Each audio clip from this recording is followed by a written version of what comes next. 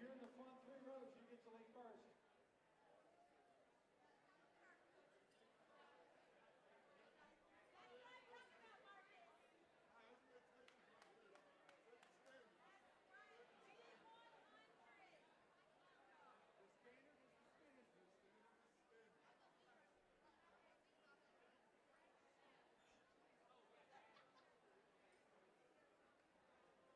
Move to the middle of your row and come down front.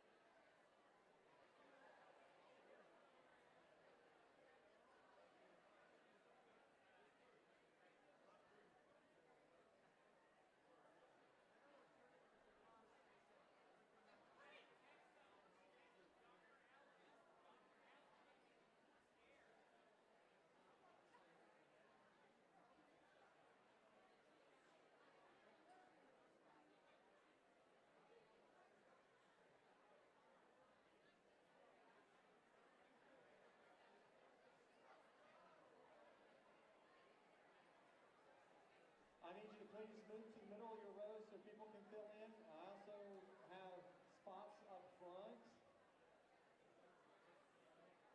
I promise you, the people in the front will get to go to lunch first.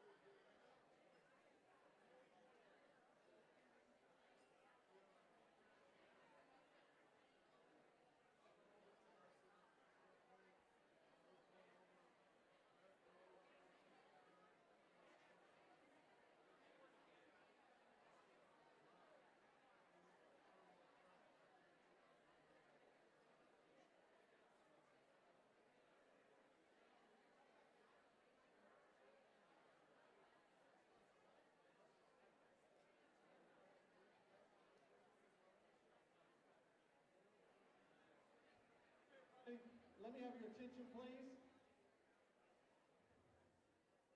If you can hear me, say Midway. If you can hear me, say Panthers. I love that from an elementary teacher. Okay, here's the deal. I'm going to talk very briefly to get our keynote up here, but by way of introduction, y'all, let me tell you a little bit about what we're doing. We have the best profession that there is. We really do. But some of the swirl around what we do these days, I think that gets lost in the discussion. And so I'm super thrilled and honored to have Dr. John Eckert come talk to y'all, and I'm going to talk about him more in a minute. But you can see from the slide, joy is greater than happiness, y'all. You can chase happiness your whole life, you may never find it. But if you'll put your life into things that matter, you can experience unimaginable joy. And so that's kind of what I was going to talk to y'all about this morning. And my hope is that by the time you get to the end of this discussion, you're so fired up to go teach, you start going to kids' houses and dragging them up here. Okay, not really, we're not ready. But like, you get me, okay. Let me talk to you a little bit about John for a second. He's a professor at Baylor, y'all, and he's extraordinarily accomplished and well-researched in these areas. But everybody should have someone in their life who encourages them to do a couple different things. Stay thankful, okay? To remember that it takes a team, and to always remember that the purpose that you're trying to fulfill is greater than anything that you're going to see necessarily in this lifetime. Like in our profession, this is the only thing you get to do where you make decisions that can ripple into eternity. Okay? That's what he does for me, personally. When I'm ready to strangle people, John says, calm down, Chris. It's not, no, you don't have to do it all by yourself, you know, that kind of stuff. And it is an extraordinary blessing for him to be just a part of my everyday life, and I'm so thrilled that he's come in here to share with y'all today. In addition to all of that, he's a Midway parent. Okay? So like he's one of ours, and we get to claim him. So without any more delay, the gifted, the talented, the John Eckert. So when I came in, I got to talk to a bunch of bus drivers over here, and they don't get nearly enough appreciation for what they do. I met bus aides. I met a great-grandmother who was a bus aide, and her joy about what she does as a bus aide, like, if you can find joy in that, you can find joy in anything. And that job is so vital because they're taking care of our kids. They're the ones that are bringing them to school. We can't teach kids if they're not here. So let's give the bus drivers a round of applause. All right? There we go. All right. So thank you. And I got to talk to a bunch of custodians. They get totally underappreciated for what they do. All right? There's such a huge blessing, so thank you. So today we're talking about joy over happiness, and that's for every human being on earth. All right, joy is better than happiness, and I hope by the end of our hour you agree with me that joy is better than happiness, and we have some ways to get to joy this year, because our schools should be the most joyful places on earth. Now, I'm not trying to compete with Disney World, which is the happiest place on earth, right? Unless you're a parent with a crying kid, all right? We want to be the most joyful places on earth, which is very different than being the happiest place on earth. So to do that, I'm going to start with my son, who started kindergarten a number of years ago, not in Midway. I actually just got into the U.S. Department of Education, so we were living outside of D.C., and this was his first day of school. Now, if you're an elementary school teacher, which we don't have those until after your session, but if you're an elementary school teacher, you're probably, or you're a parent that's dropped a kid off at elementary school, you're probably wondering a little bit about this picture, right? We were told, we'd been there for 3 weeks. They're like, yeah, just pull up, drop your kid off at the curb, let him go. Okay, so that's what we did, all right? And what are you wondering when you look at that picture? Where's everybody else at? All right? Well, he made it in, I don't know, but then a few weeks later, we had parent-teacher conferences. How many of you have been a parent that's gone to a parent-teacher conference? Right? I think it's way harder to go to parent-teacher conferences as a parent than as a teacher. All right? And so a few weeks later, we're walking into school, and my wife and I are going to our first parent-teacher conference as parents. I taught 12 years, but this is my first one as a parent. And we're walking down the hall, and like any good kindergarten teacher, she has all this kindergarten art on the wall. And there was a little sign that said, these are kindergarten self-portraits of kids in their favorite places to be. So you have these really cute kids surrounded by pets and friends and animals and rainbows, and they're super sweet. And then we get to the end, and just a little bit out of the line of sight for most adults, there's a picture down to the bottom right. And it was so disturbing that we took a picture of it. So I'm going to show it to you in just a minute. This kid, probably a boy because they only used one color, had used exclusively a black crayon, and it looked like his favorite place to be was in a coffin. All right? And then his eyes, something just didn't look right with the eyes. So without any more description, here's what we saw. That was the picture. Are there any school psychologists in here? Right? I'm a little concerned. I'm not going to lie. I was judging this parent a little bit. What have you done to this kid? Right? And so then we looked a little closer, and just to the right of this coffin-dwelling child, there appeared to be a figure that looked like fetal Voldemort from Harry Potter 8. Seen it? All right? So there's that. All right? So we're like, oh, wow, there's really something not right here. This is his favorite place to be. And then we looked closer, and we saw underneath the coffin, we saw the name Ben E. E, as in Eckert, right? This is my offspring, my genetic contribution to the world, right? Represented right here. So that was problematic, but we took that picture home. We took the picture home on our phone, and we said to Ben, like, hey Ben, what's going on with your favorite place here? It kind of looks like you're in a coffin. He's like, oh no, Dad, that's me. I'm in my bed. All right. And because we were living in a 3-bedroom apartment at the time, he was sharing his bedroom with his sister Sarah. So had a chance to teach Sarah. You know, she doesn't look like fetal Voldemort, thankfully. Not to give, but she's never forgiven him for this picture. Now, just to keep him humble, we put that for about 6 months of the year. That sits on our family room mantle, and we get to see Ben's artwork. So those are the kids that you get to teach, and you have to find a way to get to joy with those kids. All right? Ben is not a gifted artist. He was not skilled there, and that's okay. All right? You found other skills to build up in him and gave him a future that he couldn't have imagined. We couldn't have imagined as a kindergartner. So today we're going to start with joy and happiness, how they're different, and then we're going to get to gritty optimism and then why joy is better than happiness. So for this one, this is going to be a little tough because this room's pretty packed, so you may not be able to make it to exactly where you need to go. So if you can't make it over, that's fine. You're just going to stand up and talk to somebody next to you. I really love this when we have more space, but we don't have more room in here. And in the overflow, this is going to be a little tricky. I really like to get the room where we have our least experienced teachers, like some of you who are just starting out over here, and our most experienced teachers over here. We did this last week at Baylor with 50 school teams from all over Central Texas. We had a woman there who had been in education for 48 years. All right? So when we ask this question, how are students different now than when you started? That's a pretty interesting question if you've been teaching for 48 years. It's honestly really interesting if you've been teaching since before COVID and now, all right? Because kids are different. Now, one clarification, Andy Crouch says this: we don't have unhealthy kids going into a normal world, right? We have healthy kids going into we have normal kids going into an unhealthy world. So it's not just that the kids have changed, the whole circumstances around which we educate kids, those have shifted. So when we think about this question, break this down. I think it matters how experienced you are. So feel free when you get a chance to get up and move as far toward whatever direction you go. So least experienced over here, most experienced over there. If you're in overflow, feel free to get up and move so you don't just sit here for an hour, because we all know that's not good teaching practice. So how are students different now, if at all, than when you started? So if today's your first day, did they change today from yesterday? Maybe. I don't know. But if you've been in this for a while, how are they different, if at all? All right. Go ahead and move. You have till that circle fills in white. All right. And go.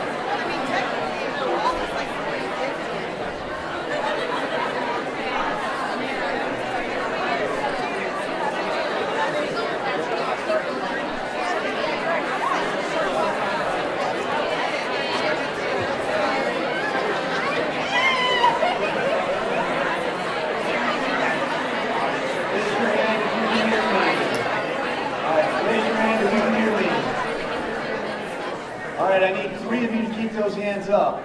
And you did a pretty good job moving. That was pretty good. All right. We'll start over here, and then we'll move our way this way toward more experience. How are kids different now than when you started teaching? I need to hear from 3 of you. Raise your hand. Right there, nice and loud. Oh, good job, Amy. No, that's awesome. No, do you have a way that you think they're different? Oh, I was asking about homework, and I think it had to do with COVID.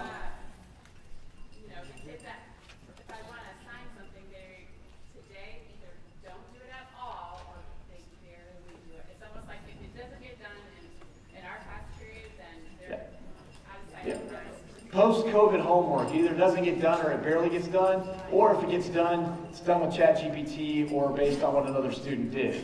There's really no validity to measuring anything that's done at home right now. I mean, it's really hard to know. That's a great one. All right, thank you for accidentally volunteering. All right, somebody in the middle. How have you seen kids change in your time in school? All right, anybody in this middle section? Attention spans have dropped, right? It's true for adults too, let's be honest. All right, when I first started teaching, it was like I wanted to get a kid to read a whole book. Then I was like, I wanted to watch a whole movie. Now it'd be great if you get them to watch a whole sitcom. All right? So the attention spans do seem to be shrinking due to what we have here. All right, those of you that are the most experienced, all right, what would you say? How have they changed in your time in schools? I know we've got some very experienced teachers here. How have they changed in your time in education? They have more access to information. Yeah, hey, there's a positive. They have more access to information. That's good. As long as they're using that to learn, that's great. If it's only for shortcuts, that's the problem. All right? So now here's a more interesting question. How have parents changed? All right? All right. Go ahead. You've got a minute on this one. Go.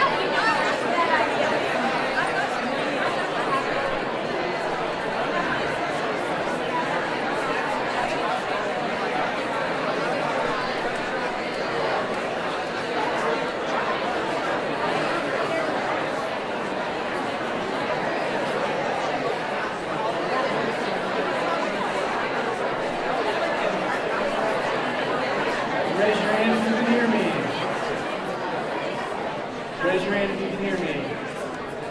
All right, I need at least 3 of you to keep your hands up. How have parents changed since you started? We'll start on this side and work our way over this side. Right here, how have they changed? Very insecure with their student safety. All right, very insecure with student safety. And we have this interesting dichotomy. I need to know where my kid is at all times. I need constant contact with them. And they're really worried about the real world. What we should be worried about is the virtual world, because that's where the predators are. All right? The real world has actually never been safer. The virtual world opens up a whole new can of worms. And now you have something that New York State, California, and Texas agree on in 2025. Like, that's a miracle. We don't need phones in school. Like, if you're a teacher trying to compete for attention with phones, you're going to lose. Right? Even when it's your own phone, it's hard. All right? So, a really helpful point there. Yes, we're insecure about security, particularly in the real world. We've kind of let everything loose in the virtual world. All right, yeah, right here, nice and loud. There used to be a time where parents had the teacher's backs, Ah. and now it's parent, child versus teacher. Yeah. Used to be a time when the parents had the teacher's back. Now if you call home about a kid, it's not the kid who's in trouble, it's the teacher who's in trouble. All right? That's real. And I'm a parent in Midway, so hopefully I never do that to you. You can definitely call me out if I do. All right. One more, right back there. We were talking about how, based on technology, parents feel like they have instant access to teachers with things like Parent Square or email. And just because they're emailing you at Friday at 8 o'clock, like they expect a response on Friday at 2:30. Yes. Yes, that instant, the belief that they have instant contact. It also goes that if the kid texts them from the bathroom, like, hey, my teacher did this in class, they're in the office before the kid even gets home. Where in the past, if they had to wait till they got home, something that was an issue at 10 a.m. might not be an issue at 4. Right? So there's this immediacy that's expected and is problematic. All right, so now when kids see these 3 terms, all right, what do those 3 terms communicate to students? So we've had a lot of talk about well-being. I think well-being is different than flourishing, but they're defined pretty similarly. And then you see that joy is basically a synonym of happiness based on the dictionary. So when students read these 3 words, What do they think those things represent for them? All right, so you got, I think, a minute or two on this one. This will fill in white again, so go ahead. What do those three terms communicate to students? When they hear those terms, what do you think they think? All right, go ahead, talk to your partner.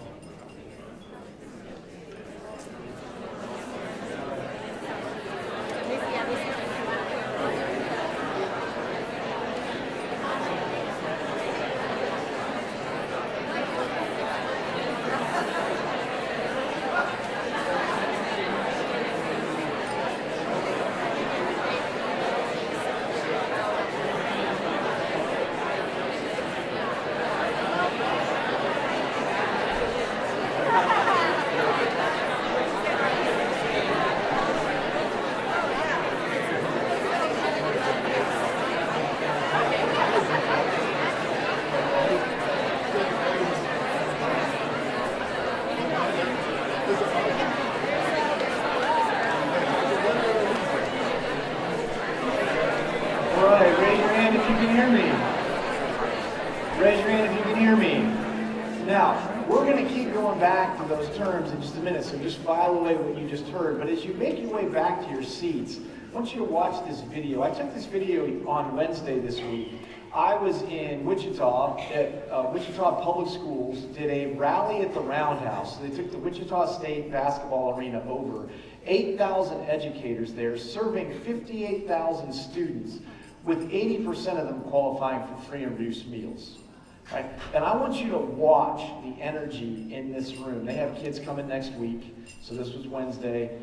Everybody in the room, bus drivers, custodians, teachers, paras, administrators, everybody there.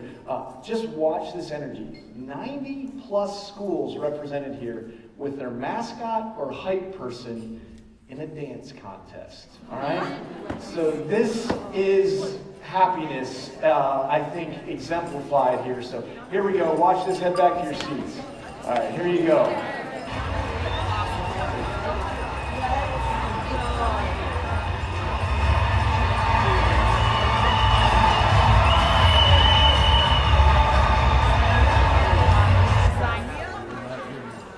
Right? I love this. So that session was remarkable for me, and I got to talk to hundreds of those educators and parents before and after that session, and then got to do the keynote to all 8,000 of them. So this was the arena. This is what this looked like with all the school teams represented. It was the coolest way I've ever seen a school year start. And what I kept hearing over and over again from parents and teachers who were parents was, we just want our kids to be what?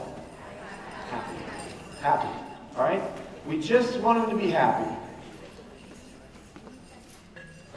And I think our kids don't fully get what happiness is.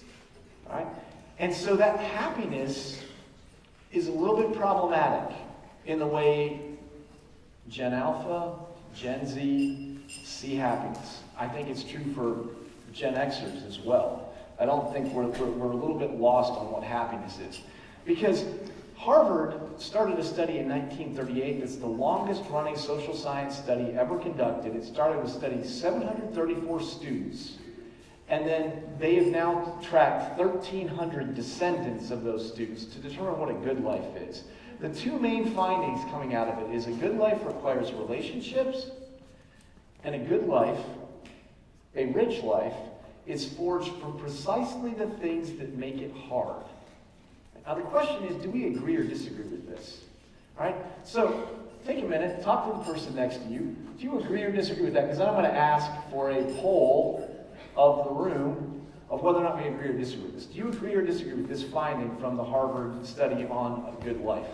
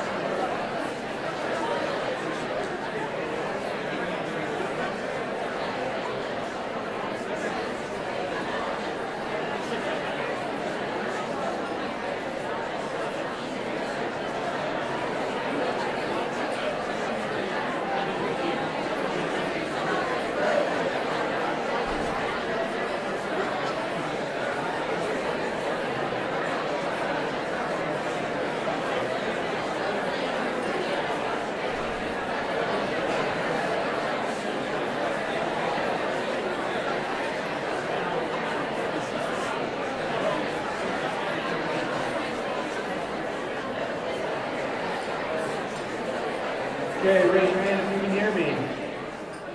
All right, now you're going to keep your hands up. Fist to 5. Fist, you totally disagree with this statement. 5, you completely agree. 1, 2, 3, or 4 is somewhere in between. Where are you at on this statement? Fist to 5. All right, go ahead and hold them up. Where are you at? All right. All right. Some people don't have their hands up, so I'm worried that they're like negative integers. All right. So where do you land on this? Fist to 5. All right. Now, keep your hands up. Where would your students land on this? What would they believe about this? All right. Now, I see Coach Cap, he runs cross country. I mean, if you believe that, you're not going to be a very good cross country runner if you don't believe this. All right, if you're a fist, you're not running very far. The guys out doing 2-a-days for football, they're not getting very far. The baseball and softball teams that won the state championships this year, they don't get very far. Every coach and every performing arts person knows that struggle is a big part of it. Quick wins are nice, but the wins you really have to work for matter. That paper you got an A on because ChatGPT wrote it for you, you might get a little bit of happiness. You don't get joy, right? You don't get joy from that, all right? So when we focus on our own happiness, we miss joy, right? And in fact, trying to be happy with what social media gives you, with the cheap proxies for joy that aren't real connection with others, that's actually what's making our kids miserable. So the next book I'm writing is Joy Over Happiness, How Trying to Be Happy is Making Our Kids Miserable. And it's a book for teachers and parents, because I've written 6 books just to teachers, and it's really hard to move the needle if parents aren't on the same page with teachers. All right? And so this shallow happiness that we have, which is circumstantial, fleeting, and self-focused, it is going to wither in struggle. Right? You ask a kid right now if they're struggling, they're like, I'm not well, I'm not okay, I've got social anxiety disorder, I've got this, I've got that. And for some kids it's real, they really do have those disorders. But all the kids diagnosing each other with these things, that cheapens what kids who really have it are going through. Right? So just because we're struggling does not mean we're not okay. We're all struggling at some point. When you get to 51, nothing feels the way it should feel. I played basketball till I was 44, and I should have quit when I was about 38, right? So every 3 months I get a cortisone shot to keep my knee going until they have to replace it. Like, if you sit there and think about how you feel right now and get focused mindfully on how you feel, you don't feel that great. Right? So focusing on yourself doesn't get you very far, because joy is found in a life lived for and with others. You're in education. If you don't know that, what are you doing in education? So this isn't just my anecdotal evidence as a parent or as a teacher. This is my 30th year in education. At the Baylor Center for School Leadership, we get to support leaders in over 45 countries in all 50 states. That's conservatively 4 million students. In the last 2 years, I've gotten to go to all these places around the world and learn from and with educators. I have the best job in education.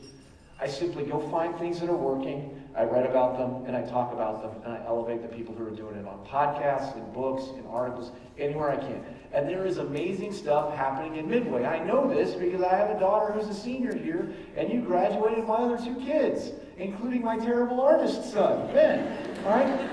So you take all 5 of these books and you distill them down into something meaningful that you can take away. It's that it's not about money. This is a school in Bristol, England. They didn't have a door handle for a door, so they used a toilet paper holder. Right? Custodians here, be grateful that you're not doing this. Your superintendent would be like, that's probably some type of a safety hazard. All right? That's what they did. They didn't have a library. So they got an airplane company to donate a fuselage, and they put the library in the fuselage and put it on their front lawn. Like, what kid doesn't want to go to that library? Right? These kids, I landed on a plane in New Zealand last year at 5 a.m.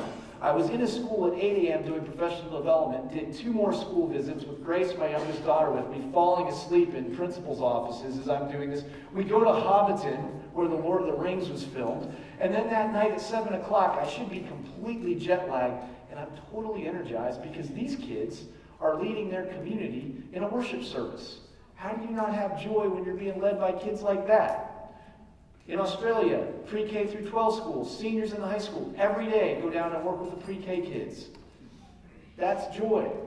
Last week at Baylor at the Herd, 50 school teams, almost all from Central Texas, including some from Midway, some of your elementary school teams. They were here to work for 2.5 days when some of the teachers weren't even under contract to make a better year, to work on adaptive challenges that they have. That's joy, because joy is everywhere in the profession that makes all of this possible. When Chris said at the beginning that we have the best profession ever, it's absolutely true. And every other profession is dependent on you. That's it. When people denigrate teachers, they have no idea what they're doing. Right? So, joy, as opposed to happiness, is an overflow of enduring love and gratitude for others, and it effervesces through struggle. Now, you all know this because some of the most joyful people you know have struggled more than anyone else you know. And they are the people you want in your foxhole, in your dugout, on your team when things get hard. Because the joy effervesces through our brokenness. That's it. Because there's something deeper than just happiness that just goes away when things get hard. So that's where gritty optimism comes from. So just take a guess. How old do you think I am in this picture? Just throw it out there. Throw numbers out there. 16? That's kind. 18, 14, 12. Yeah, I've heard as young as 11. All right. Here's the thing. This is 2 months before 30 sets of parents are going to drop their kids off for 7 hours a day with me as their 5th grade teacher. I am not a teaching savant who was teaching at 14. I'm 21 years old in this picture. This is the picture of naive optimism. The belief that we can change the world as educators. How many of you got into this profession believing that you could change the world through the work you were doing? How many of you started with that? Right? Hopefully some of you that are in your first year, you feel that right now. Now, veteran teachers, do not beat that out of them. That is a gift. Do not tell them, wait until you've had these kids. Wait until you've had those parents. You get the Eckerts. Uh-oh, look out. Wait until you have those parents. Or wait until you've been here a few years. Those words should be completely off limits in teacher workrooms around the country. So don't do that to them. Now, those of you that have naive optimism, this job's really hard. Right? This is April at the Foster Pavilion. 5,000 students there for a worship night. It looks awesome, right?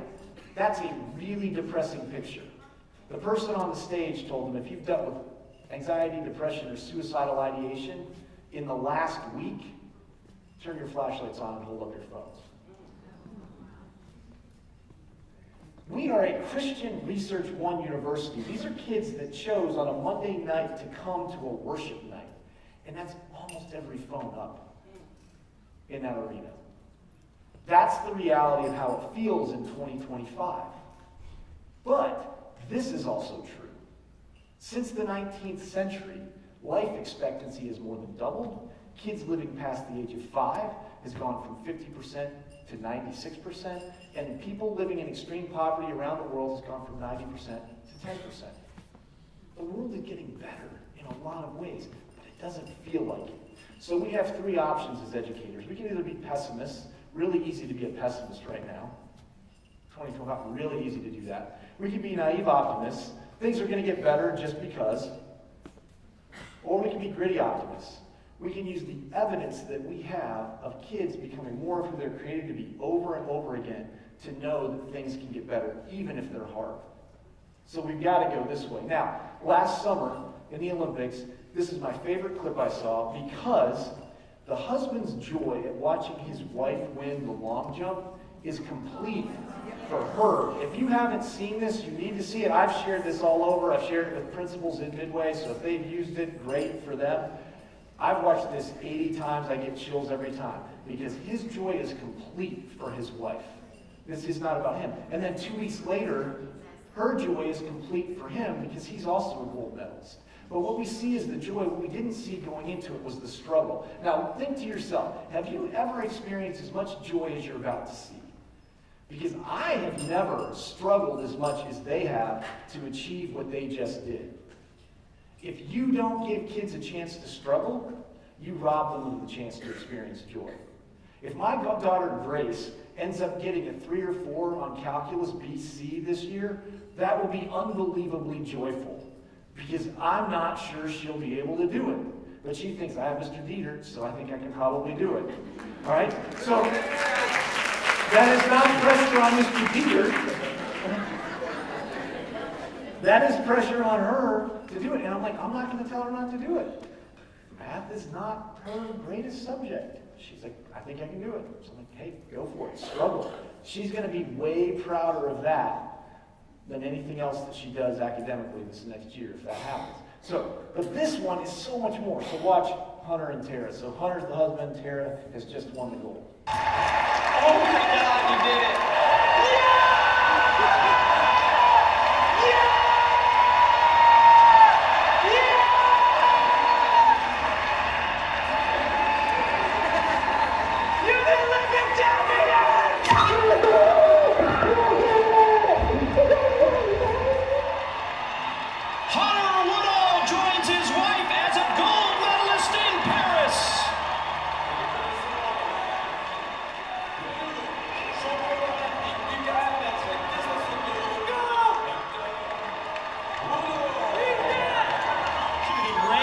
Celebrating in Salt Lake City, and this is going to be quite a celebration here in Stade de France as Hunter's trying to get to his wife.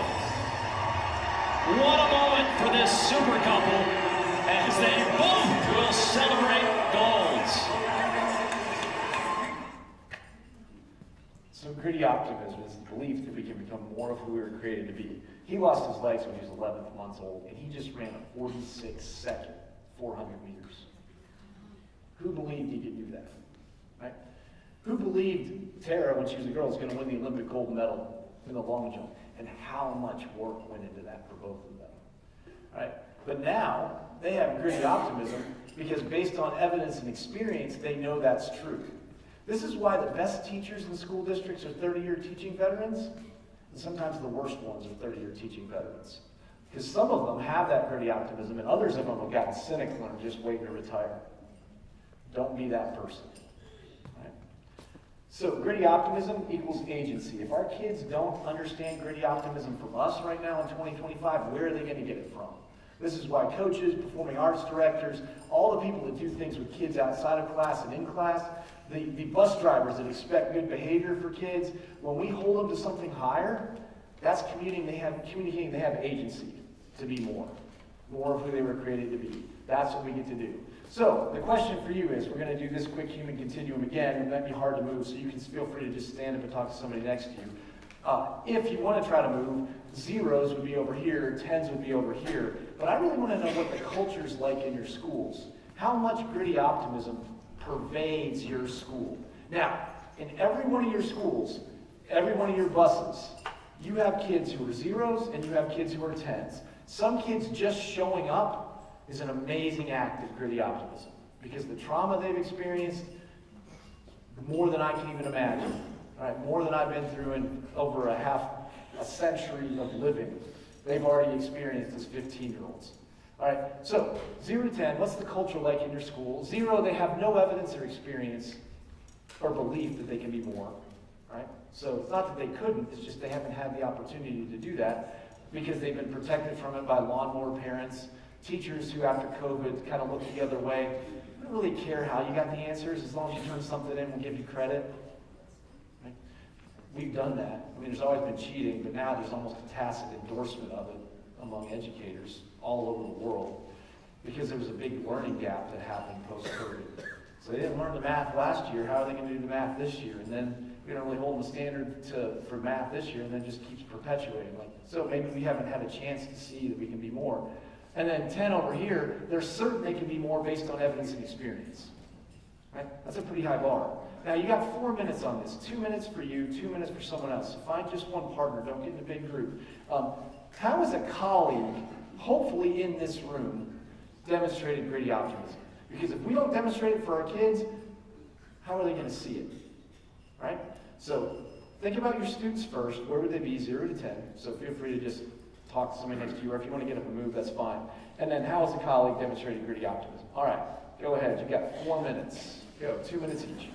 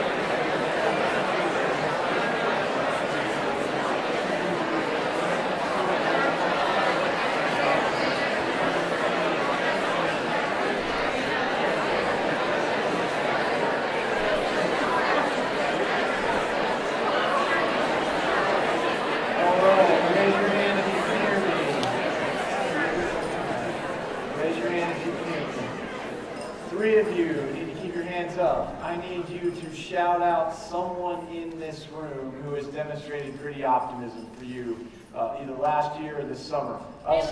Yeah, right here. Go ahead. And how has Roger demonstrated gritty optimism? Go. You know what? He should have retired a long time ago, but he just kept going. Right, Roger Slayton, where is Roger at? Yes. No, that was our teacher of the year. Yeah, she said he should have retired a long time ago, but he just kept on going. You can take that a couple different ways. She did add that he's also been their teacher of the year, so that's awesome. Where is Roger? Where's Roger at? Maybe he's in overflow. All right, well, Roger, well done, wherever you're at. All right. All right. 2 more people. Shout out right here. Jordan Bailey. Why Jordan Bailey? She agrees. Yeah. Because she is a first-year teacher in SPED, and she has these big ideas, and she believes that no matter the disability, every student is capable of being in. All right. Hey, love that. Jordan Bailey, first-year SPED teacher, believes that every kid, regardless of disability, can be a 10 on here, is what she said. Awesome. Last one right there. I don't think our baseball team was picked to win district. And after our softball team with the adversity that they faced last year, I don't think that, I think we used to throw out the word state champion very loosely. I don't think that people appreciate everything that Eddie Kornblum and Jordan Williams do, not only for their programs, but also for the Midway community. And I can't be more proud. I've never been involved as a coach that has won a state championship. So this is really cool to get 2 in 1 year. You can sit down now, Jordan. You can sit down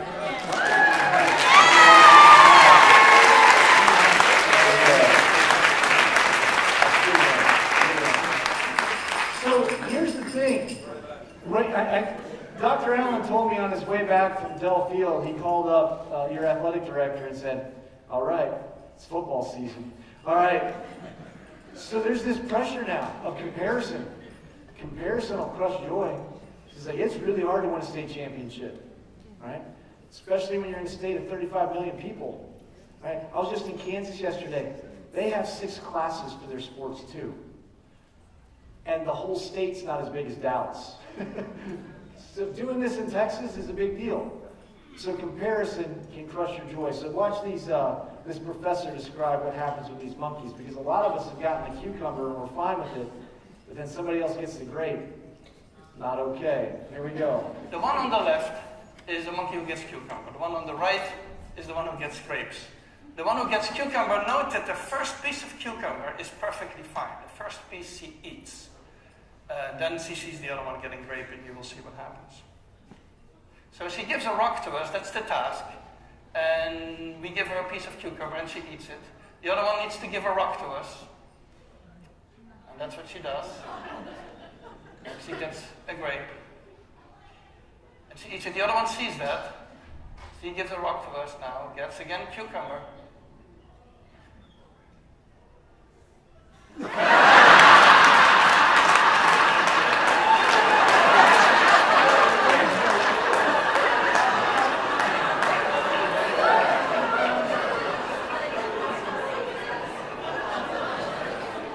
She tests her rock now against the wall. She needs to give it to us. And she gets cucumber again.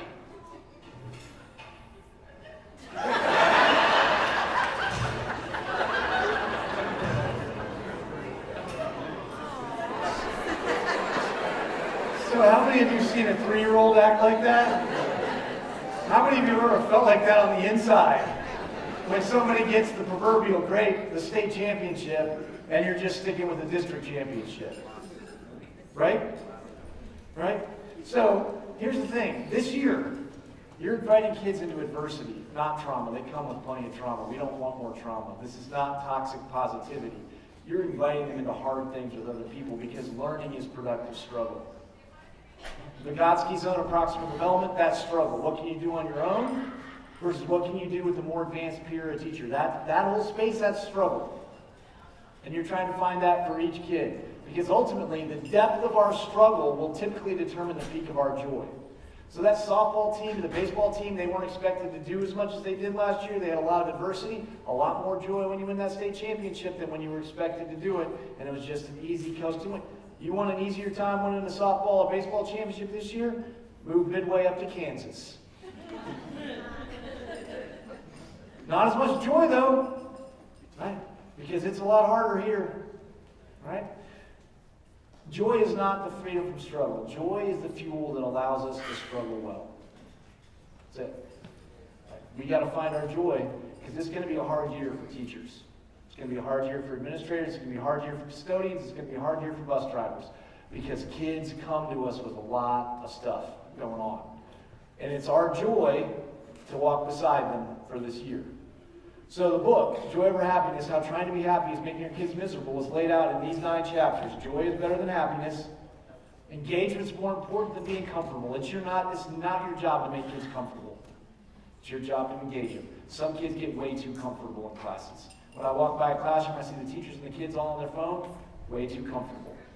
That's not going to happen as of September 1st in Texas, allegedly, but we'll see. All right, gritty over naive, others over self, hospitality over service. Will Guidara, who wrote Unreasonable Hospitality, says hospitality is in color, service is in black and white. Hospitality is welcoming kids into mattering. You matter. Right? Humility over arrogance, curiosity over certainty. We don't know kids' stories. There's a lot of stuff going on. When they act out in our classes, we don't know why. Right? There's a lot of stuff going on. Be curious. Because there's truth to be understood. But we got to be curious. Respect over safety. We have overemphasized safety in U.S. classrooms.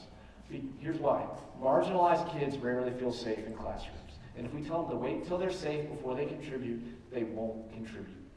So we have to respect and celebrate when they take that risk and step out and do something that's really hard and doesn't feel safe.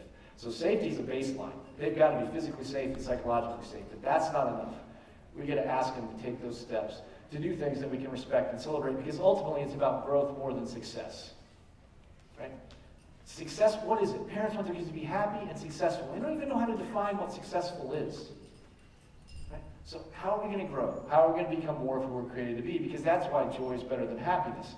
So this book, we started writing this book in 2020 when COVID happened, and we didn't know what we were going to do. I got to talk to high school teachers here 2 years ago about this. Teaching, whatever we do with kids, all comes down to these three things. Are they well? Are they engaged? Are they getting feedback? Same's true for teachers. Same's true for administrators. And so if you let teachers do these three things, you let coaches, administrators, custodians, bus drivers pay attention to those things for themselves and others, that's few, which gets you to joy. Because in schools, it's felt like this these last few years.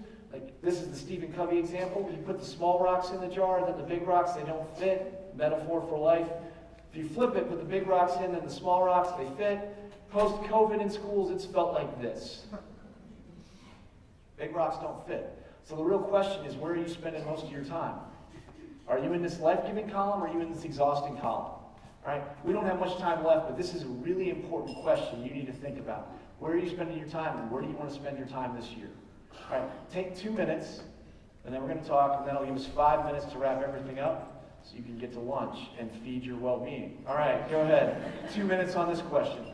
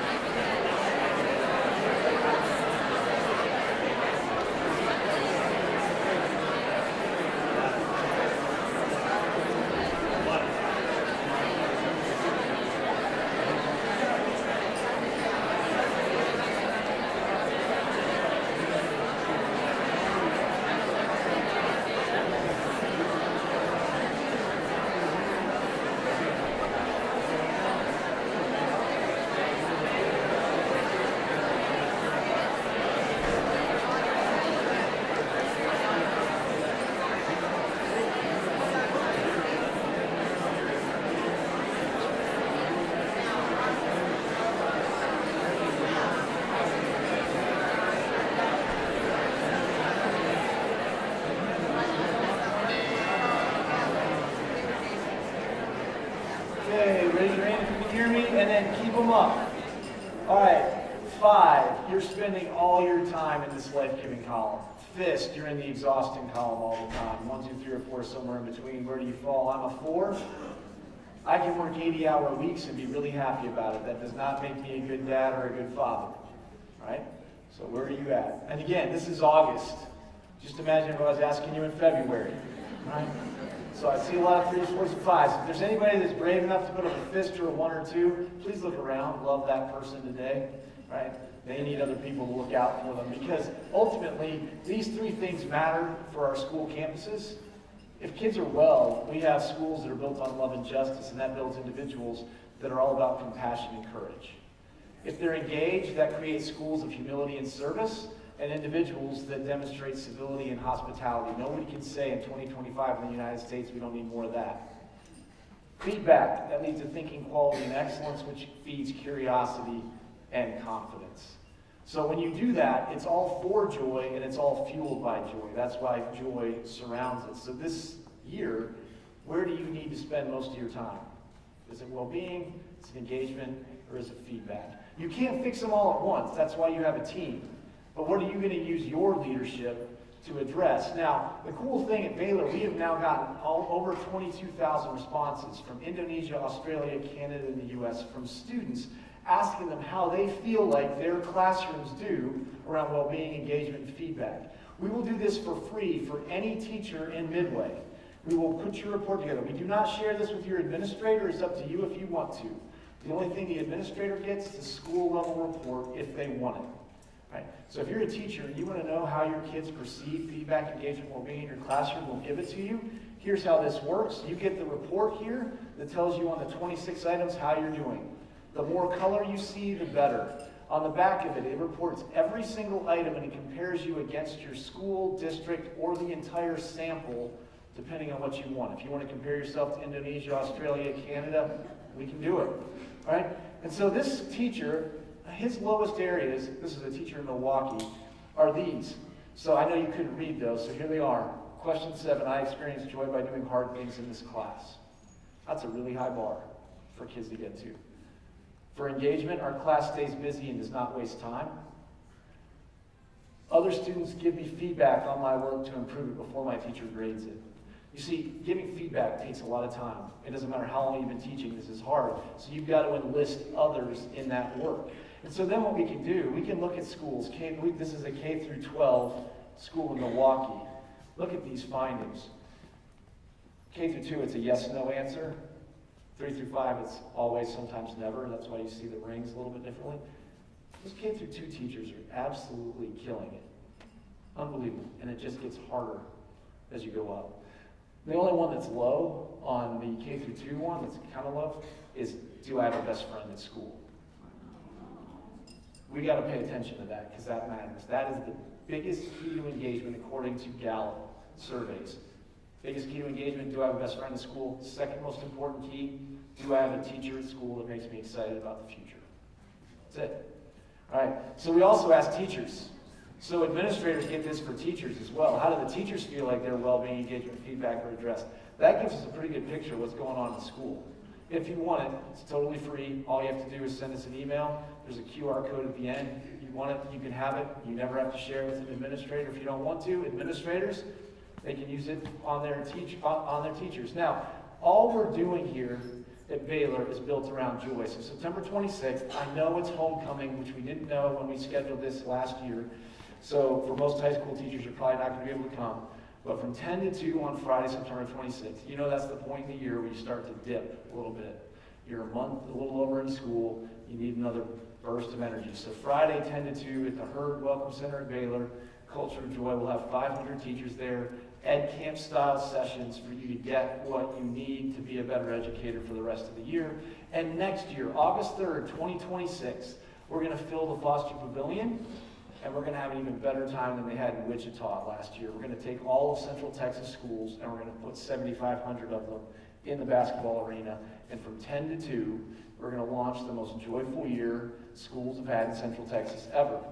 So that's the call. If you want to go deeper with that, that's great. Master's programs, we have master's students. Where are our master's students from Baylor in the room? Raise your hand. If you want to talk about master's programs, talk to any of them. We also have information for that. We have free books and materials up here, mugs. Come up and see us.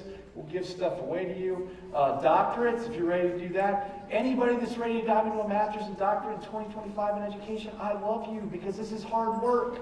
And you want to dig deeper for kids like Ben. Right? So Ben, May 2nd this year, May 8th this year, he walked across the stage at Baylor with a degree in graphic design. He had other majors that he graduated with, and as of June 2nd, he was gainfully employed by a company in Houston that is paying him to be a stock analyst. They got to pay him a lot of money because that's a really boring job. But he likes math. He's good at math. That's what he's doing. And he is no longer on my payroll. And I'm very grateful to Midway because this kid who drew this and has a sister that is now this, so she makes me put this in every presentation so that nobody thinks she looks like fetal Voldemort. That's Sarah Quintana. Ben married one of your Midway's finest. So Aaron Flood, they got married July 12th. And they're off into a future that is going to be struggle, and it's going to be joyful. So this year, welcome to a year of struggle, where our schools will be the most joyful places on earth. There's the QR code.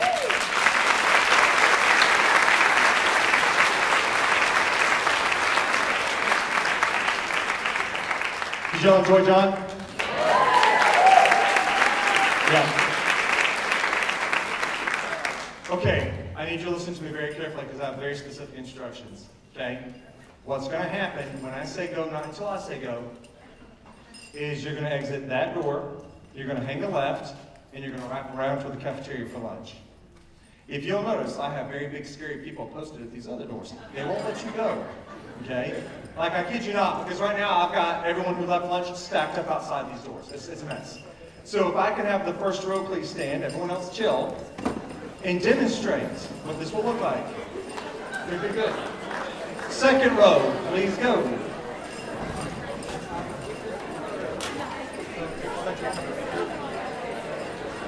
Third row, please go.